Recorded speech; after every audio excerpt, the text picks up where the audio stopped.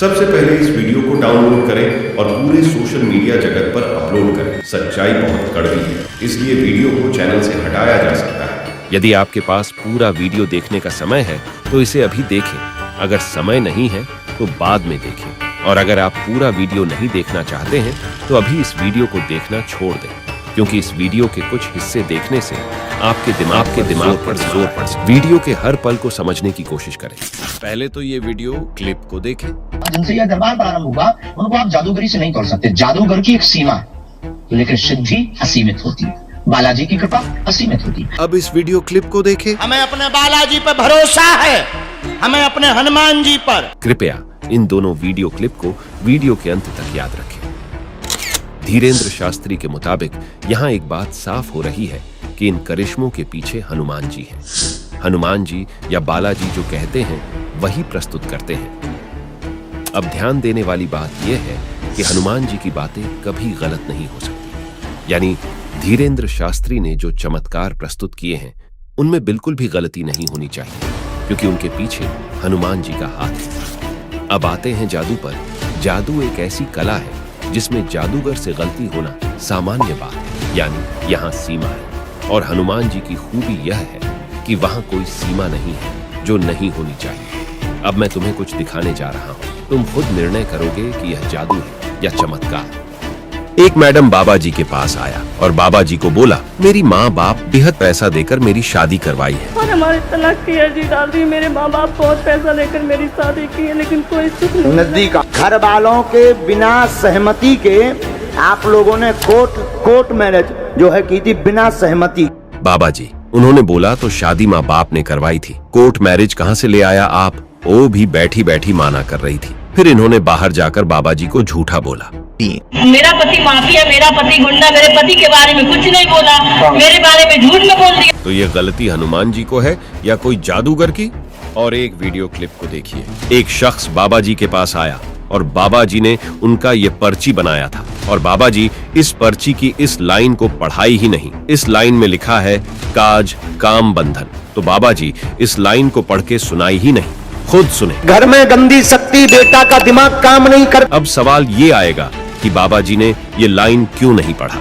क्योंकि ये भाई ने आते ही कहा था, मैं आर्मी में हूँ और जम्मू में पोस्टेड। हम आर्मी में ड्यूटी करते हैं, इस समय जम्मू में हम पोस्टेड हैं इस समय। तो जो शख्स आर्मी में होगा काम काज की तलाश क्यों करेगा? तो बाबा जी ने इसको छुपा लिया। तो यह गलती हनुमान जी का है या जादूगर बाबा जी का? और एक वीडियो क्लिप को देखिए। क्या नाम है तुम्हारा? हर्षित शर्मा। कौन सी न्यूज है तुम्हारी? Mojo story Delhi. Mojo story मैंने आज तक सुनी ही नहीं है जी। लेकिन हाँ जी, हमें ये ज्ञात था, तो जब हम दरबार में बैठे थे तब 2 पर्चे बनाकर हमने पहले ही रख लिए थे। ये क्या लिखा है? एक व्यक्ति परीक्षा लेने आएगा, बीच में टोकेगा, बदतमीजी करेगा, नालायक है, उसको बुलाने की आवश्यकता नहीं, ठिकाने लगा भी देना है आशीर्वाद। और टीम मौजोस्क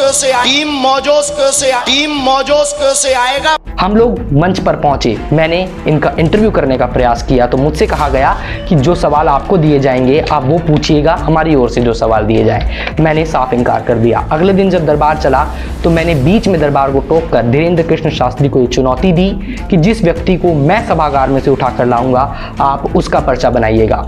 चुनौती स्वीकार करने के बजाय उन्होंने मुझे मंच पर बुलाया। मैं मंच पर गया और मैं वो हर एक चीज करता रहा जो उन्होंने मुझसे करने के लिए कहा। ये पर्चा धीरेन्द्र कृष्ण शास्त्री ने मुझे बना करके दिया। इस पर्चे में एक भी जानकारी ऐसी एक्सक्लूसिव नहीं है जो धीरेन्द्र कृष्ण शास्त्री की टीम को मैंने या मेरी टीम ने एक दिन पहले नहीं बताई थी।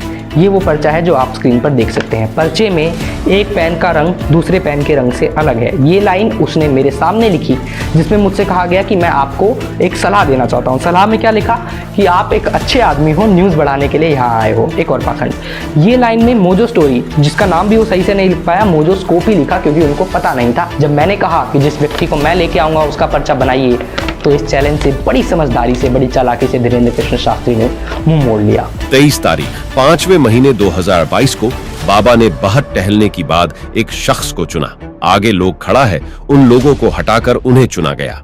फिर उसने ओवर एक्टिंग करी। चमत्कार तब हुआ जब 8 तारीख 7वें महीने 2022 को फिर उसी शख्स को बाबा जी के द्वारा बुलवाया गया। विनाश, एक लाल टी शर्ट वाला एक जो बालक यहाँ खड़ा होगा, इसको तो हाँ, इसको पकड़ के बुलवाओ जहां भी हो। फिर उसने ओवर एक्टिंग करी। वाह बाबा जी, आप तो कमाल हो। अगर उस गरीब शख्स को एक्टिंग करने की अच्छे खासे पैसे मिल गए हैं तो कोई बात नहीं, एक गरीब की तो मदद हुई। अच्छा, तुमको सिखा रिया है।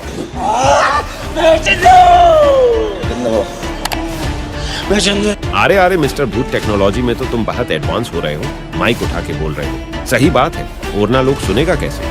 बात तो सही है। देखिए, मेरे पास बहुत सारे मिस्टेक्स की वीडियो क्लिप्स मौजूद हैं। मेरा इस वीडियो को बनाने की मकसद वीडियो क्लिप्स के दिखाना नहीं है। अब मुद्दे पर आते हैं। पहली क्लिप जो आपने देखी, उसमें महिला बाबा जी से शादी के बारे में बात कर रही थी। अब बाबा जी ने अपने उत्तर में जो कहा वह मानसिकतावादियों के लिए बहुत सामान्य है, और मानसिकतावाद एक प्रकार का जादू है। मैजिक भी एक पेरेंट कैटेगरी है जिसके बहुत सारे सब जॉनर्स हैं, जैसे कि illusion, mentalism, street magic, closeup artist, escape artist. जादू में गलती होना स्वाभाविक बात है, लेकिन दिव्य शक्ति में गलती होना अस्वाभाविक है। और दूसरे क्लिप में जो आप लोगों ने देखा, वो तो एक्सक्लूसिव पॉइंट्स स्क्रिप्टेड है, एंड बीच में टोकेगा, बदतमीजी करेगा, नालायक है, न्यूज बढ़ाने के लिए आएगा, ये सब तो स्वाभाविक बात हो गई। और तीसरे क्लिप में जो आप लोगों ने देखा, वो भी स्क्रिप्टेड था। अगर आप ध्यान से देखेंगे तो बिल्कुल समझ आ जाएगा। अब आप कहेंगे कि भविष्यवाणी कैसे कर रही है? अरे भाई, अच्छे से समझने की कोशिश करो। यह कोई भविष्यवाणी नहीं है, इसे आशा और मनोबल कहते हैं। आशा में ही सफलता है, आशा है तो सब कुछ संभव है। तो अगर उनको अपने हस्बैंड के लिए कोई सोल्यूशन चाहिए तो वो बाबा के पास गई। अब बाबा तो हमें दवाई नहीं देंगे, लेकिन उन्होंने क्या दिया? उम्मीद। वो मंत्र नहीं था, वो उम्मीद थी। और उम्मीद में तो जादू है ही ना, उम्मीद में तो जादू है ही, ये तो कोई दो राय है ही नहीं। अगर मेरे मन में उम्मीद है, अगर मैं मन से कुछ सोच रही हूँ, मेरा पावर ऑफ थॉट्स, मेरा पावर ऑफ इमेजिनेशन बहुत बड़ा है। असली जादू हमारे विचार ही तो है। और यदि संभव है भविष्यवाणी, आप तो ज्योतिषियों पर भी विश्वास कर लेंगे।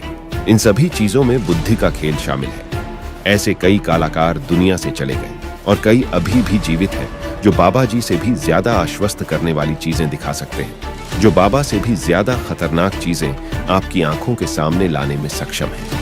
लेकिन वे कभी यह नहीं कहते कि यह दिव्य शक्ति या चमत्कार है। वे कहते हैं कि यह एक कला है। ये एक कला है जी, ये एक ट्रिक है, ये एक आर्ट फॉर्म है। अगर आप इसके बारे में पढ़ेंगे तो इसका क्लियर कट शब्द होता है मेंटलिज्म, जो एक लर्नेड स्किल है जी, लेकिन उसको चमत्कार का नाम आप नहीं दे सकते। अब सवाल यह है कि बाबा जी ने पढ़ाई नहीं की तो उन्हें इतना सब कैसे पता था? जब आप 2 साल के थे तब आप अपनी मातृभाषा बोल सकते थे, लेकिन अब मुझ में आपकी मातृभाषा बोलने की क्षमता नहीं है, क्योंकि मैं बचपन से ही अपने परिवार के साथ बड़ा हुआ हूँ। इसीलिए मैं अपनी मातृभाषा जानता हूँ। वह भी बचपन से इसमें शामिल रहे हैं।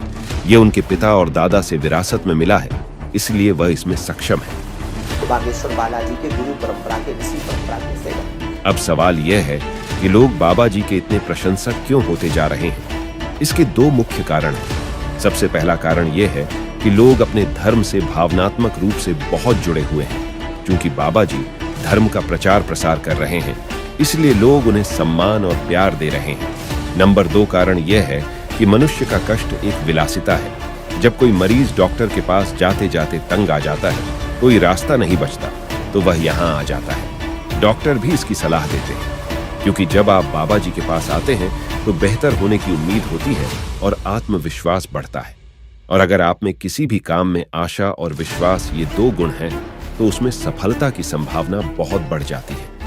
अब जो लोग उनके सच्चे फैन हैं, उन्हें कितना भी समझाओ, वो नहीं समझेंगे। वे अंधविश्वासी और अंधभक्त हैं। इस कमेंट को देखकर आपको अंधभक्तों की स्थिति समझ आ जाएगी।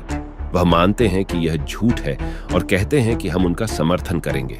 इसलिए मैं कहना चाहूंगा कि इस बात पर थोड़ा ध्यान दें कि आप किसके प्रशंसक बनते हैं या किसे फॉलो करते हैं। किसी से अंधा प्यार करना या किसी की अंधाधुंध पूजा करना आपके जीवन पर भयानक प्रभाव डाल सकता है। अब मुझे नहीं पता कि आप इस वीडियो में मेरा मतलब समझ पाए या नहीं, लेकिन कुछ लोग कमेंट में मुझे गालियां देंगे क्योंकि ये अंधभक्तों का पेशा है।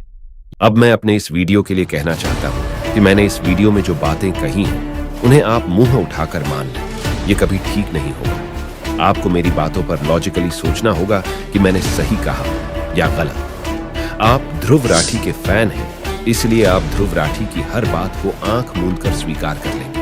और आप एल्विश यादव के फैन हैं, इसलिए आप एल्विश की हर बात को स्वीकार कर लेंगे। इस तरह से शिकार कर लेना कभी भी सही नहीं होगा। सत्य से प्रेम करना सीखो। कम से कम आपको साधारण बुद्धि की प्रयोग करना चाहिए कि यह सच है या झूठ। अगर मेरा ये वीडियो आप लोगों को थोड़ा सा भी हेल्पफुल लगी हो तो जो करना होता है कर लिया करें। कृपया इस वीडियो को अधिक से अधिक शेयर करें ताकि लोग सच्चाई समझ सकें। और अगर आप एल्विश यादव का काला सच जानना चाहते हैं तो स्क्रीन पर टैप करके इस वीडियो को देख सकते हैं। मैं तुमसे वहीं मिलूंगा।